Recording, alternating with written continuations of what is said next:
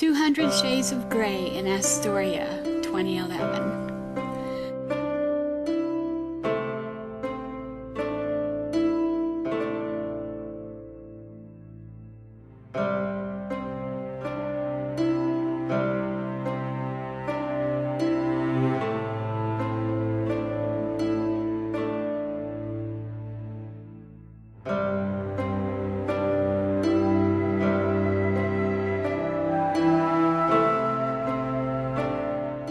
You might drive through town some Sunday from Portland. Say your car breaks down. The last good beer you had was years ago. You walk steep Astoria streets, laid out by sturdy fens, past canneries that folded, past lumber mills that burned, past taverns that refused to sink as long as Keno and unemployment keep them floating. The jail is new. The juvenile jail is on its way, and teenage mothers overcrowd the rain-streaked tenements of Bond Street.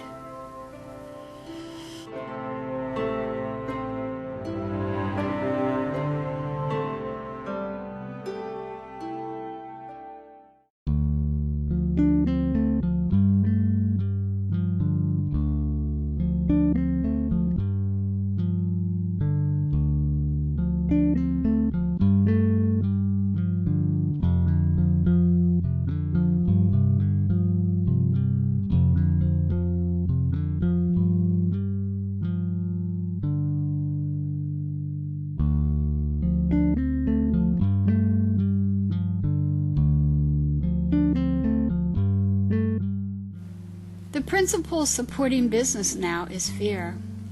What happens when the chainsaws finally rust? What happens when the fishing fleets are blessed for the very last time? The union-built cannery teeters into the Columbia. The old condemned high school has finally closed its doors, while opium tunnels from Chinatown days funnel new drugs into town. In the oyster light of the labor temple, sons of cannery strikers drink Oli and shoot pool. Above them, elk heads watch in stupefied bliss. And Swedish women stare at photos of men holding salmon larger than their kids. A smile and a big blonde perm will get you anything in this town.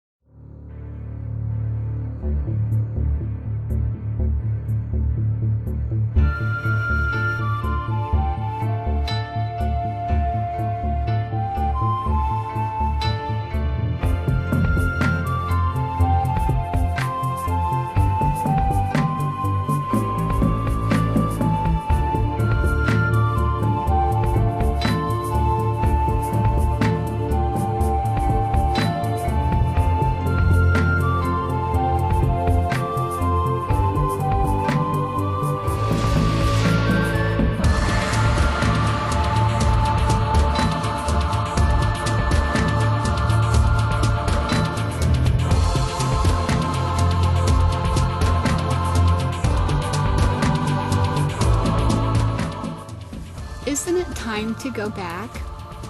Isn't it time you drove east, through Svensson, through Clatsop, back to bluer skies? And the confidence of people with good haircuts, jobs, and new shoes. Young thieves steal the pilings of buildings long since gone.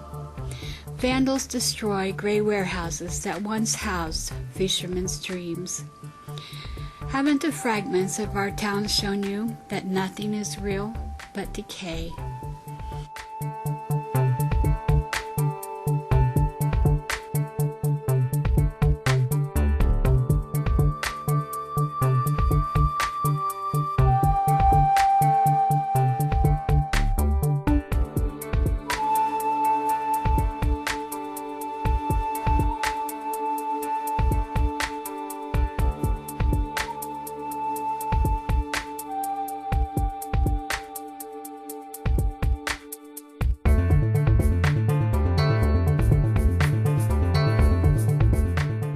The sign on the bank gives time and high and low tides. The fog rolls in and a ship horn blows. Get out of my way! Valley people aren't welcome here. Even the trains refuse to travel east. Someday soon, you swear, you'll return to find Victorian mansions, climbing roses, the quaint fishing village your grandmother loved as a girl. You might stop to ask directions. Find a woman dodging rain. She hands you a lucky Keno card, and her umbrella lights up the sky.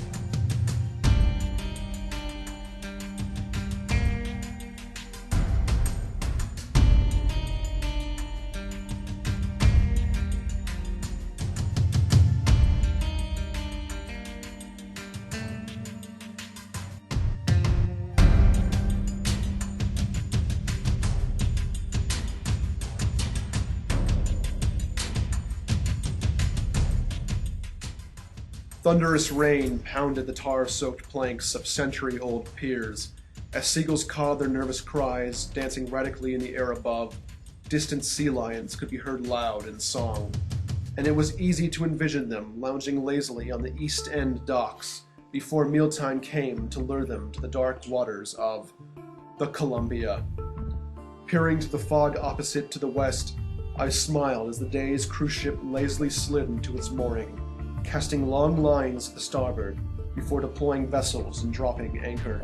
The gangways came out with a loud clatter, and embarking passengers jostled one another hastily, like children running for the play yard, each one eager to be the first, to walk where Lewis and Clark did. This day would be wonderful. I knew it because it was a cruise ship day. A rainy one, sure, But all cruise ship days were good. To Astoria. In my mind, I walked far and further along tiered blocks, row upon row of historic homes perched high on clay shelves, hanging on like cliffhangers, came and went, folding quickly into my memories in the pattering rainwake left behind me. Soon, my aimlessness took me wearily to a riverside bench where I rested, and my eyelids drooped, lulled by the soft yet sonorous din of Astoria. Now it was the lap of a wake hitting the shore 20 yards in front, just before an angry ship's horn blasted at the proximity of another, slightly off course. Cars clattered along, traveling east and west on Marine, sloshing through the maddening puddles as rubber Romeos squeaked noisily on the moist asphalt nearby. I dozed. I dreamed I had left the rainy hats of Astoria behind, and the 3 a.m. weirdos found at Quickmart were nowhere to be seen in this sunny place. Here it was only me, and the speed filling my mind with endorphins as I allowed myself free rein, not rain, to speed driftily down, down, and down. Hills disappeared behind me like slide after slide on a pull-down screen as I tucked tighter and tighter, willing myself a final burst of gravitational speed. And as the sky suddenly darkened and yellow lights came out of the fog in my wake, the throaty roar of a muscle car awakened me, as in my vision. I had dreamed myself away, lost in the deepening thunder of the rain around me. Still, as always, I had come home, wet, to Astoria.